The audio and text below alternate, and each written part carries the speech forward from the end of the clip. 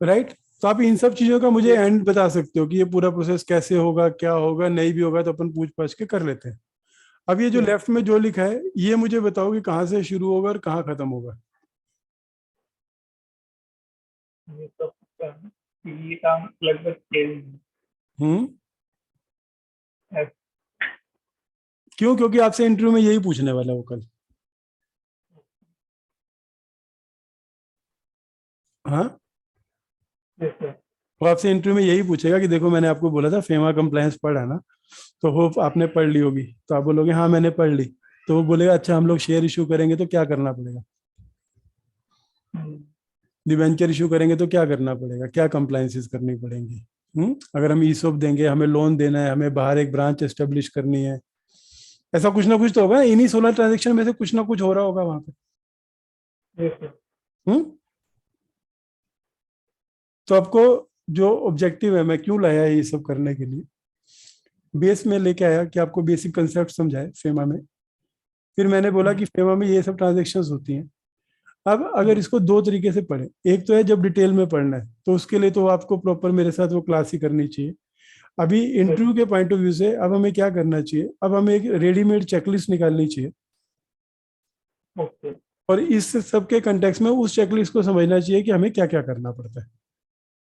हम्म, क्योंकि इंटरव्यू में तो आपसे काम कराएंगे नहीं, हम्म, इंटरव्यू में फंडे तो पूछेंगे। आप हम्म, फंडे में पहले तो यही पूछ सकते हैं भैया फॉरेन एक्सचेंज किसे कहते हैं, रेजिडेंट कौन होता है, करेंसी क्या होती है, capital account, transaction, current account, ये तो पूछ ही सकते हैं ना, yes, sir.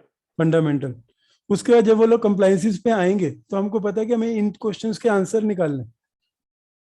तो अभी हम क्या करते हैं, अभी गूगल में से कोई रेडीमेड आर्टिकल उठाते हैं और अब उस आर्टिकल के बेस पे जितनी भी समरी में कंप्लाइंसिस हैं वो हम जोट डाउन करते हैं।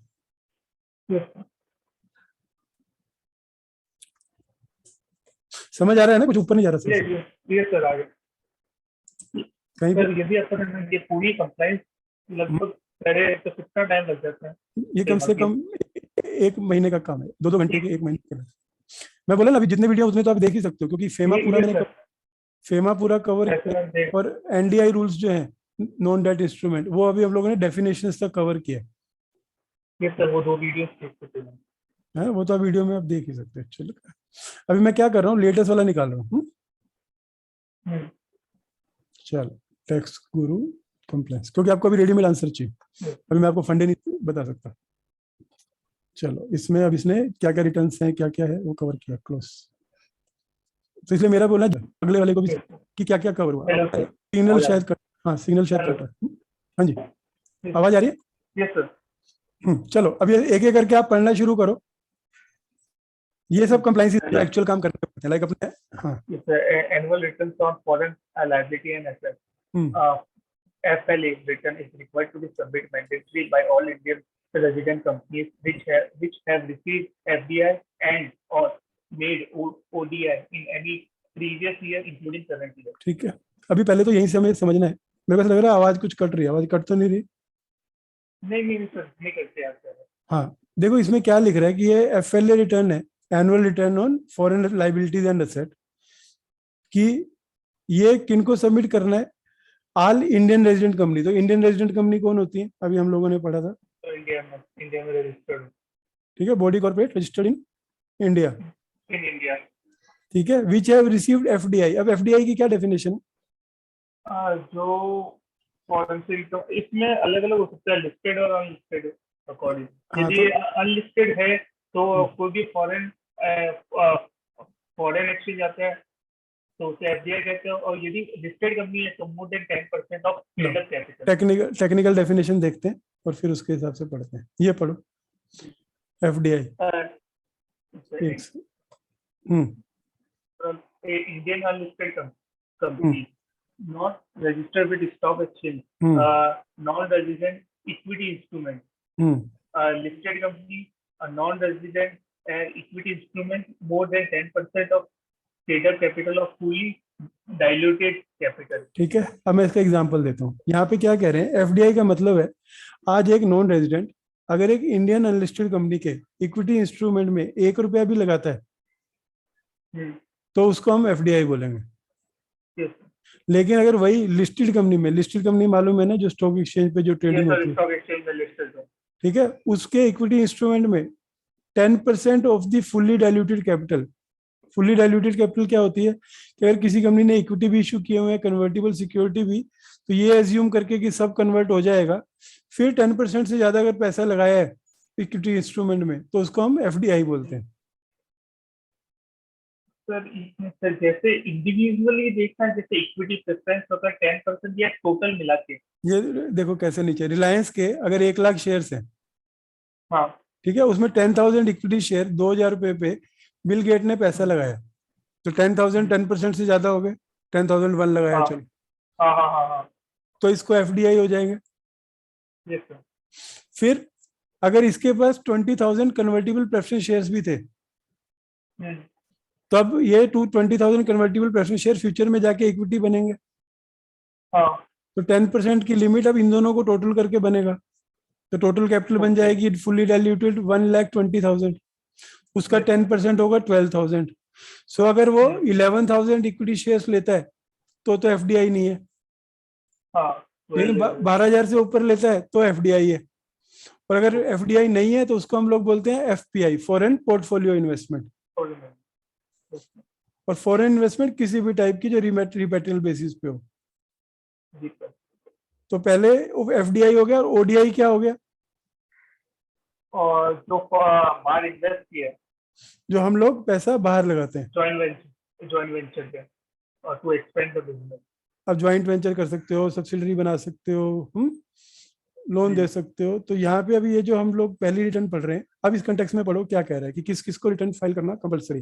कोई भी कंप्लायंस के लिए हमको ये चीज पता होनी चाहिए कि कंप्लायंस किसको करनी है, कब करनी है, इंडियन। और कैसे करनी है। ओके। तो पढ़ दो ये कंप्लायंस का क्या कह रहा है, क्या मुझे समझा दो, या कोई और जिसको नहीं पता उसको समझाओ कि एफएलए किसको फाइल करनी पड़ती तो बेसिकली हर इंडियन कंपनी को फाइल करना है FALA return receive of foreign direct investment है। और ODI hmm, in the previous, कोई भी प्रीवियस ईयर में या करंट ईयर में, इंक्लूडिंग करंट ईयर।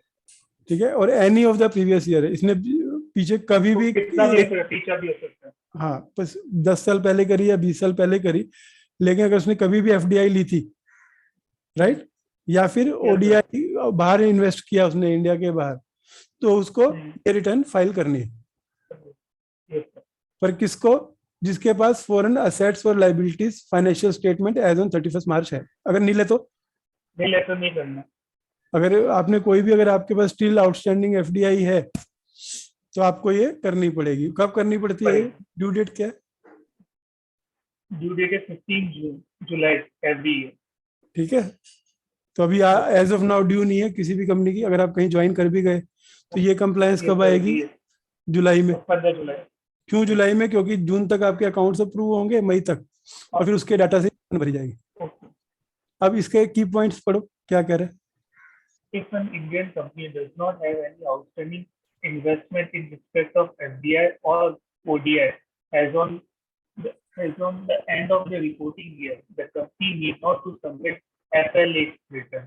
ठीक है। Similarly, yes, I will- hmm, similarly, if an Indian company has not received any fresh FDI or ODI in the last year, but the company has the outstanding FDI or ODI, then that company is still required to file FLA return every year. तो इसका मतलब क्या हो गया, आप 31 मार्च को ये check करोगे कि अगर तो आपकी कोई फॉरेन एसेट लाइबिलिटी है ही नहीं, जैसे आज के दिन में आपकी सिचुएशन है, आपका बाहर ना जी। तो कोई एसेट है ना किसी को कुछ देना है, तो आर यू रिक्वायर्ड टू जी, फाइल फाइल द नहीं करना। रिटर्न, नहीं। नो लेकिन सर। लेकिन आपने पिछले साल नहीं लिया, लेकिन बहुत पुरानी जो ली थी उसमें आउटस्टैंडिंग बैलेंस पड़ा हुआ है, तो अपन को फाइल करना पड़ेगा ठीक है। 15 जुलाई। तो फेमा में एफएलए रिटर्न क्या हो गई, ऑलमोस्ट हर कंपनी को हर साल फाइल करनी पड़ती है। यस तो ये क्लियर हो गया आपको एफएलए रिटर्न क्या होती है। सर। Yes sir. तो अभी इसको हम अपनी समरी में ले लें, यस सर। क्योंकि अल्टीमेटली ये आपको काम आएगा। Yes sir.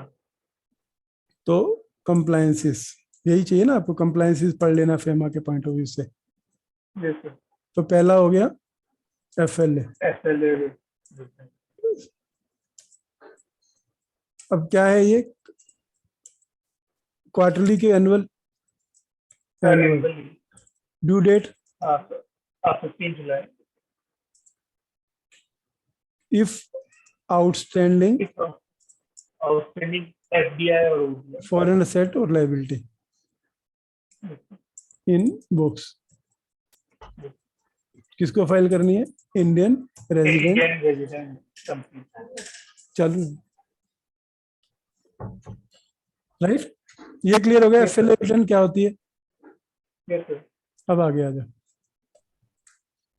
Annual performance report. अब ये क्या होती है, पढ़ो। An Indian party or resident Indian individual which has made an overseas ODI and has to submit a annual performance report in form ODI Part 2 to an AD bank in respect of each joint venture wholly owned subsidiary outside India. ये क्या बोल रहे हैं? Indian party. तो पहले तो ये Indian बोलो कि खाली party कंपनी, इंडिविजुअल को भी फाइल करनी पड़ती है? हाँ, कंपनी को भी करनी पड़ती है। अगर कोई इंडिविजुअल ने पर्सनल कैपेसिटी में भी बाहर इन्वेस्ट किया है, उसे फाइल करना। कि कब करनी है? ये क्वार्टरली है कि एनुअल है? सर ये एनुअल ही है। इसका नाम ही एनुअल परफॉर्मेंस रिपोर्ट है। हाँ, जैसे अभी एनुअल रिटर्न बोलते हैं, तो एनुअल रिटर्न Yes, sir. का फॉर्मेट है MGT 7। सो एनुअल sir. परफॉर्मेंस रिपोर्ट का फॉर्म है फॉर्म ODI Part 2। ODI 2 और ये किसको देना है? To the AD bank. AD bank. अब ये ऐसा क्यों लिखा है? In respect of each joint venture, because अलग अलग ज्वाइंट वेंचर के लिए AD बैंक अलग अलग हो सकते थे। सबसे अलग, हाँ हाँ हाँ हाँ, समझ गया। AD बैंक क्या, जिसके थ्रू आपको पैसा आ रहा है, जिसको आपने डेजिग्नेट किया था पूरी कंप्लायंसेस करने के लिए, जब आप ज्वाइंट वेंचर कर रहे थे, किसी में ICICI लिया, किसी में HDFC लिया। तो जिस जिस ज्वाइंट वेंचर का जिस बैंक के AD बैंक के थ्रू था, आपको उसको फाइल करना। ठीक है? तो ये किसको फाइल करना है सेकंड स्टेज में?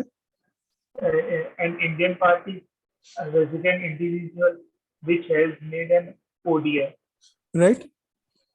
यही हमने पहले लाइन पढ़ी थी कि कोई भी इंडियन पार्टी है जिसने भी फॉरेन में पैसा, अगर आज आपने माइक्रोसॉफ्ट में पैसा लगा दिया बाहर, so you are suppose to file ODI part 2.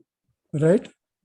और पार्ट वन क्यों नहीं? क्योंकि पार्ट 1 जिस टाइम आप करते हो ना, उस टाइम फाइल करना पड़ता है। तो ODI दो पार्ट में है, पार्ट 1 और part 2। ODI part 1 event based है। जब भी आप कोई नया ज्वाइंट वेंचर कर रहे हो या कोई भी नई ओवरसीज डायरेक्ट इन्वेस्टमेंट कर रहे हो, तो आपको वो उस टाइम लगेगा। पार्ट 2 तो हर साल लगेगा। ये एनुअल रिटर्न है आपकी। हाँ, इसमें आप क्या बताते हो? इसमें आप बताते हो कि आपने कितना पैसा अभी तक लगा चुके हो, सामने जिसमें लगाया उसकी बैलेंस शीट क्या है, एसेट्स क्या है, लाइबिलिटीज क्या है, वो सब डिटेल रहती है उसमें। ड्यू डेट क्या है इसकी? 31st December every year. और की पॉइंट क्या है? देखो, पढ़ो। Annual performance report is required to be certified by statutory auditor of Indian party, and the certification of APR by a statutory auditor or a chartered accountant shall not be insisted upon in the case of residential individual, and the self certification can be accepted in such case. ठीक है, अब इसको summary में बोलो। हाँ, अब summary में क्या हो गया कि, हाँ बोलो। सर्टिफाई करवाना पड़ेगा CA से। नहीं, अभी पूरा APR को मुझे समरी में बताओ। अगर आज मैंने आपको किसी क्लास के सामने खड़ा किया और आपको बोला कि भैया इनको बताओ APR कब क्या क्यों फाइल करनी पड़ती है, तो आप क्या बोलोगे? तो कोई भी इंडियन पार्टी या इंडिविजुअल जो है ना ODI करता है, उससे फाइल करना पड़ता है annual performance return 31st December 31st December every year, और ये सर्टिफाई कराना पड़ता है चार्टेड अकाउंट। और किसको नहीं कराना है? जो इंडिविजुअल है। कंपनियों को स्टैट्यूटरी ऑडिटर से सर्टिफाई कराना जरूरी है, इंडिविजुअल का सेल्फ सर्टिफिकेशन चलेगा। ठीक है? फिजिकल फॉर्म होता है, भर के आपको अपने बैंक पे ठप्पा लगवाना पड़ता है। राइट? तो इसको समरी में लिख दें हम लोग। Yes sir.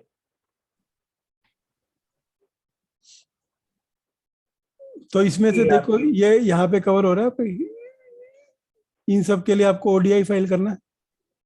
हाँ। और इन सब के लिए, शेयर्स के लिए, डिवेंचर्स के लिए, फॉरेन डायरेक्ट इन्वेस्टमेंट अगर आप करोगे तो इक्विटी या इंस्ट्रूमेंट की डेफिनेशन में ये दो आएंगे, 1 और 3। तो आपको इसके लिए फाइल करना पड़ेगा। APR, वो जो अपना सॉरी FLA। Yes. तो सेकंड हो गया आपका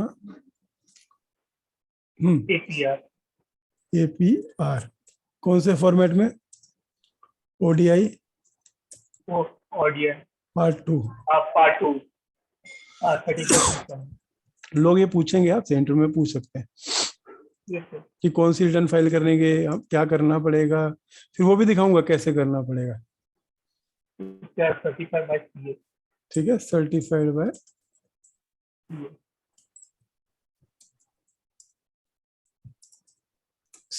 CA। और ये बताओ कि Self-certified in the case Indian of India. Resident company को भी करना है, इंडियन पार्टी बोलते हैं, Yes, sir. Indian party होती है कंपनीज और LLP. और इंडियन इंडिविजुअल को भी करना है। हाँ, इंडियन। और किस लिए? For overseas direct investment. Yes, sir. Clear है? समरी में दो रिटर्न्स क्लियर है? Yes, sir. चलो आगे बढ़े। Yes. ECB बोलो। थोड़ा सा नीचे घूमो। हाँ, Borrowers are required to report all their ECB transactions to an RBI on monthly basis to an ADI category 1, ADI category first bank to in the form of ECB2 return. And the borrowers are required to report all the ECB transactions monthly. And the revised ECB2 return is simplified disclosure of handling details. Handling नहीं, hedging. Hedging क्या होता है? Hedging. Yes. Shares is hedging से बता दो। अभी suppose आपने 1 साल पहले जब डॉलर का रेट 60 रुपीज था, हाँ। तब आपने $1000 का लोन लिया, तो आपको कितना पैसा बैंक अकाउंट में आया? 60,000। Yes, sir. अब 1 साल बाद आपको ये पे करना है, तो आपको 60,000 पे करना है कि $1000 पे करना है? So $1000. और आज डॉलर का रेट है 70 रुपीज। नहीं, 60. 60,000. नहीं, अगर जब आपने लिया था तो आपके बैंक अकाउंट में 60,000 मिले, आपने 1 साल के लिए $1000 को बोरो किया था। बोरोवर्स करते हैं ना एक्सटर्नल कमर्शियल बोरो। तो अब आपको वो $1000 वापस करने, तो आप बैंक में जाओगे, बैंक बोलेगा आज के दिन में डॉलर का जो रेट चल रहा है वो 70 चल रहा है, तो आप मुझे 70,000 रुपए दो, तो मैं आपको $1000 देता हूँ, जो आप अपनी पार्टी को दे देना। तो आपकी जेब से कितना चला गया? 70,000। हाँ। तो अगर आपको ये 10,000 रुपए एक्स्ट्रा पड़ गया क्योंकि आपने इसकी हेजिंग थी, आपने इस रिस्क को कवर नहीं किया था, फॉरेन एक्सचेंज इसको मिनिमाइज करने के लिए अपन एक एग्रीमेंट करते हैं और रिवर्स ट्रांजैक्शन करते हैं। अगर आपको देना था तो आप ले लेते हो थोड़ा प्रीमियम पे, आप एक्चुअल डिलीवरी नहीं लेते हो, लेकिन आप उससे फिर उतने प्रीमियम पे आप उसके रेट से इंश्योर्ड रहते हो। तो उसको रेट आपको या डाउन उससे कुछ, हाँ, उससे आपको फिर अगर सपोज आपका रेट बढ़ भी गया तो बैंक आप जिससे आपने हेजिंग ली थी वो 10,000 रुपीज वो बैंक आपको देगा फॉर ए स्मॉल अमाउंट, जो आपने प्रीमियम उस टाइम पे किया था। और वही अगर उल्टा चला जाएगा तो सिर्फ आपका प्रीमियम नुकसान होगा। हाँ। तो उसको हम हेजिंग बोलते हैं। पढ़ो क्या कह रहे हैं। Financial and natural and required disclosure of only the following: outstanding premium, ECB amount, and the currency thereof. Nomination value and the percentage of outstanding ECB and the amount of financial hedge as well as a natural hedging. Annualized percentage of cost of financial hedge for ECB. अच्छा, अब इसको ना simple, कुछ भी ये technical word को समझने से पहले आप ये सोचो कि आप आरबीआई, अगर आपने फॉरेन करेंसी में लोन लिया तो आरबीआई को आप क्या बताओगे?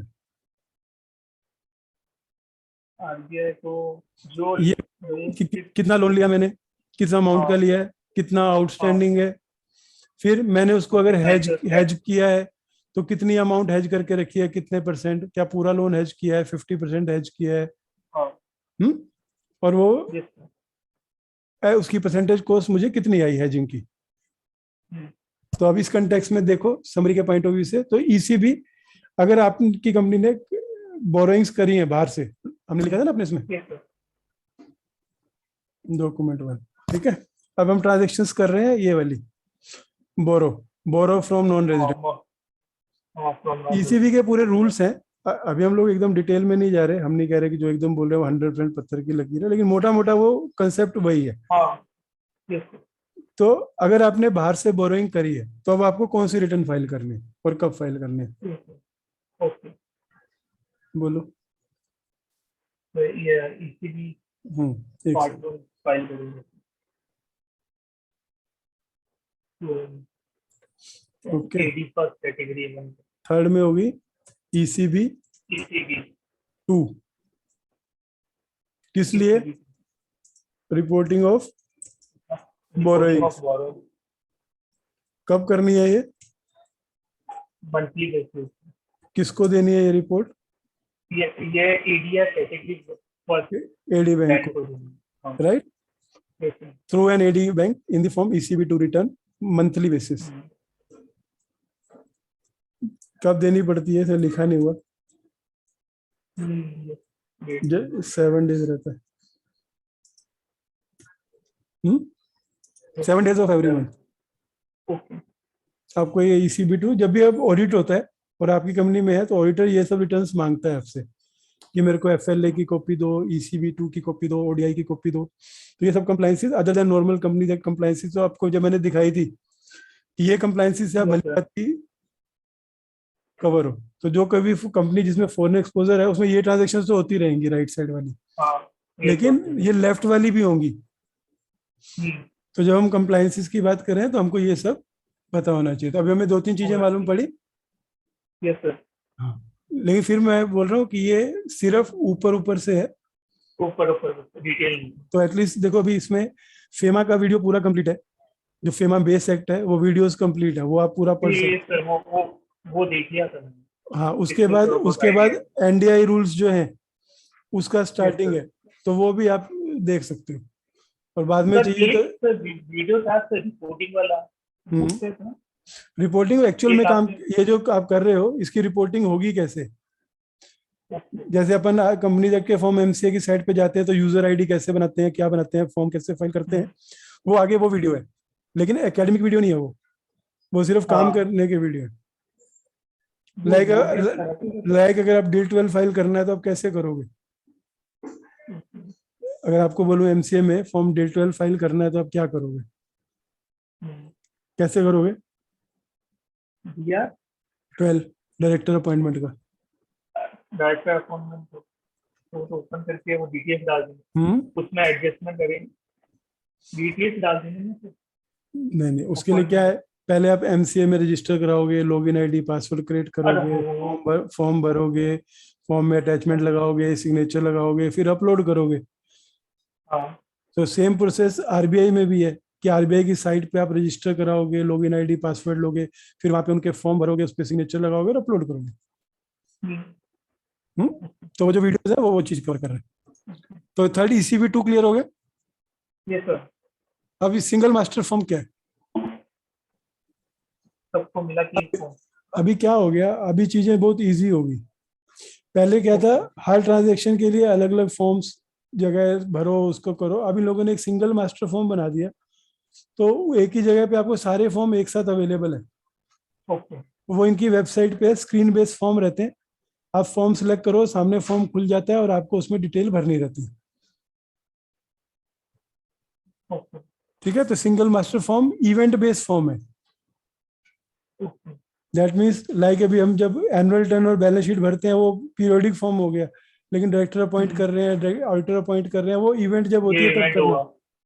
सो ये जो सिंगल मास्टर फॉर्म में जो भी फॉर्म है वो इवेंट बेस्ड फॉर्म है, रेगुलर कंप्लायंस के नहीं है। ओके ठीक है, पढ़ लो इसको क्या कह रहे हैं। integrate the reporting requirements for FDI in India irrespectively of the instrument through which the foreign investment is made.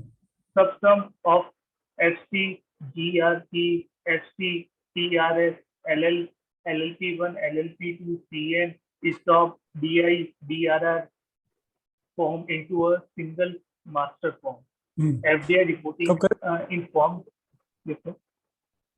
आपकी आवाज थोड़ी कटी। हाँ, FDI reporting in form FCGPR under SMF has to be done within 13 days after the allotment, and the reporting under FCTRS under SMF has to be done within 16 days of transfer of a capital instrument or the receipt or the remittance of funds, whichever is earlier.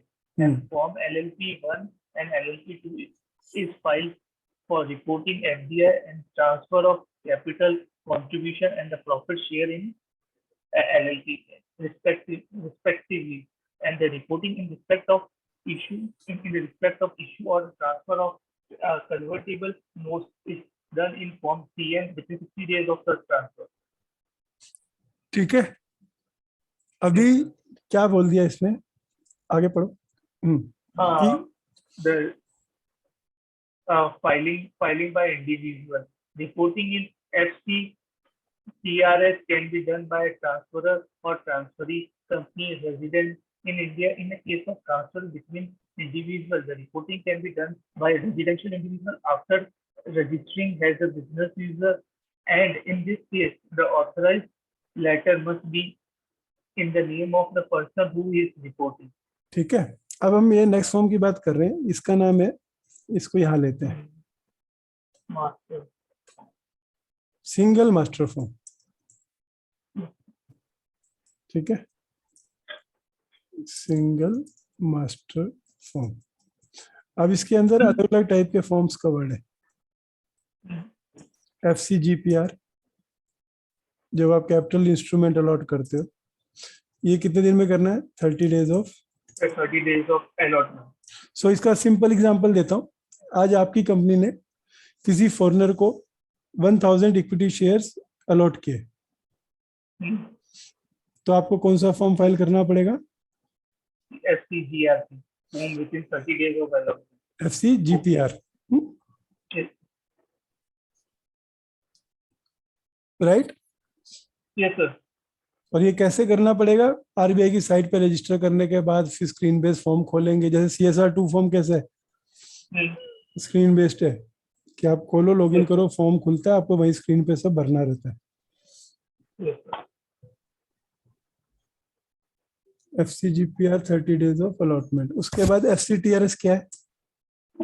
ये transfer करना share, ये भी transfer की है. 60 days of 60 days of transfer or receipt of money, whichever is earlier. right. और कौन से form थे उसमें? LLP1, LLP2. LLP1. और अभी किसी ने LLP में इन्वेस्ट किया या चेंज किया, इन्वेस्टमेंट में ट्रांसफर्स करे, तो उनको LLP1 और LLP2 एप्लीकेबल है. ये कब करना है? ठीक है, टाइम नहीं दिया, आगे किसी और में मिलेगा, वहां से लेंगे. फिर कमर्शियल नोट क्या होता है? ये कमर्शियल पेपर वगैरह, कमर्शियल नोट नहीं, सॉरी, कन्वर्टिबल नोट. तो कन्वर्ट हो सकती है कैश में. ये जो स्टार्टअप्स होते हैं, अभी startup other than direct relative loan ले सकते हैं क्या? नहीं ले सकते, डिपॉजिट हो जाता है.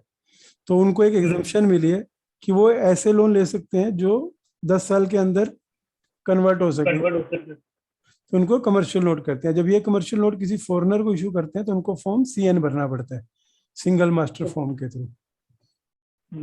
ठीक है, तो इसका कितने दिन में? ये भी 60 डेज रहता है. ये भी 60 डेज, राइट. तो सिंगल मास्टर फॉर्म क्लियर हुआ? Yes sir. जो हम इवेंट्स कर रहे हैं, ये इवेंट बेस्ड फॉर्म है. Yes sir. तो जब भी कोई इवेंट हुआ तो कपर को फॉर्म फाइल करना. हाँ, अदरवाइज नहीं. उसके बाद कौन से फॉर्म्स है? एडवांस ARF क्या है? देखो, the reporting the detail of the amount of consideration to an reasonable office concerned of RBI to its AD bank. An Indian company receiving investment from outside India for the issue of shares or other eligible securities under FDI scheme, not later than 30 days from the date of receipt in the advance reporting form. Mostly मुझे लगता है ये compliance हट चुकी है, but still अभी के लिए लिख के रख लो. एडवांस रिपोर्टिंग क्या? जब आपको पैसा आया फॉरेन करेंसी में, किस लिए? for the issue of shares or a security. तो आपको आरबीआई को रीजनल अपने एडी बैंक के थ्रू एआरएफ फॉर्म में बताना है कि हमारे को पैसा आया हुआ है। क्योंकि पैसा आया, अभी कैसे लोग क्या कहते हैं 60 डेज में आपको अलॉटमेंट करनी है पैसा आने के, नहीं तो पैसा वापस करो। अब अगर आपने 30 डेज में आरबीआई को रिपोर्ट कर दिया कि हमारे पास पैसा आया हुआ है और अगले 30 डेज में आपने अलॉटमेंट नहीं करी, तो आरबीआई आपको पकड़ लेगा कि भैया आपको अलॉटमेंट करनी थी, आपने करी नहीं। ओके, तो नेक्स्ट हो गया, फिफ्थ है advance.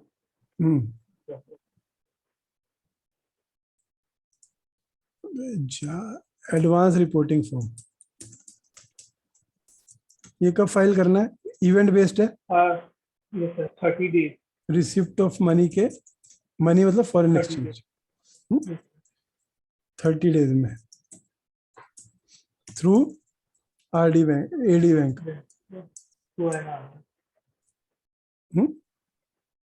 Reporting for issue of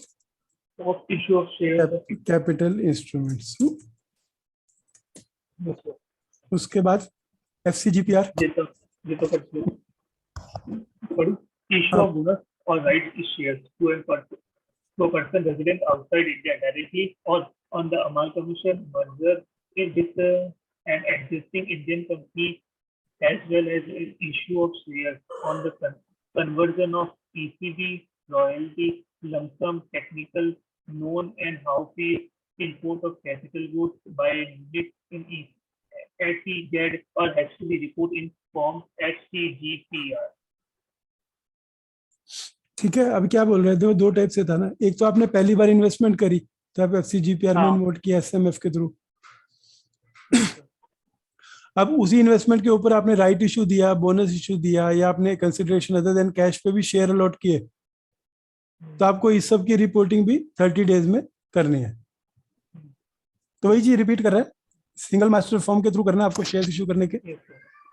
एफसीटीआरएस, reporting of transfer of shares or other eligibility security between resident and non-resident and vice versa is to be made in form STRS.